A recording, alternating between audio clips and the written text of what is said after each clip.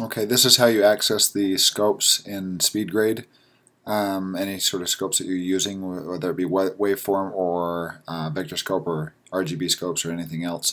First of all, if you have this regular layout, if you hit D in SpeedGrade, D will toggle between your clips and your desktop space. I should say your desktop spaces and your viewer here. That's the letter D as in Doug.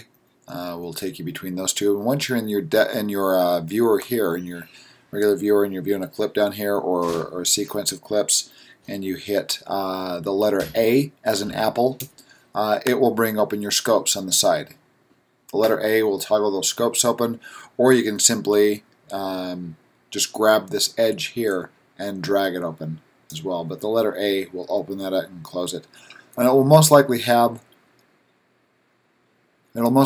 four different scopes here, and all you have to do to view specific scopes, as you can see, I like to view it as a 2-scope layout, so I'm going to click on this little drop-down window and say 2-scope layout, and then it will show you 2 scopes. Here's your waveform, here's your vector scope. If they're showing something different, if you're on something different here, and you want to view a waveform here and a vector scope here, you simply go over to the left scope layout and you right-click and you do waveform, and there is the waveform monitor right there. You got your IREs, you got from 0 to 100, from the left to right representation of your image with the blacks, whites, and mids. You can also right click on this and tell it to switch to RGB, and it will show the colors, as opposed to if you right click on that monitor and say switch to Luma, it'll show you just the black and white levels, all the mids, all the darks, mids, and lights, not necessarily dealing with the color saturation or color shades there.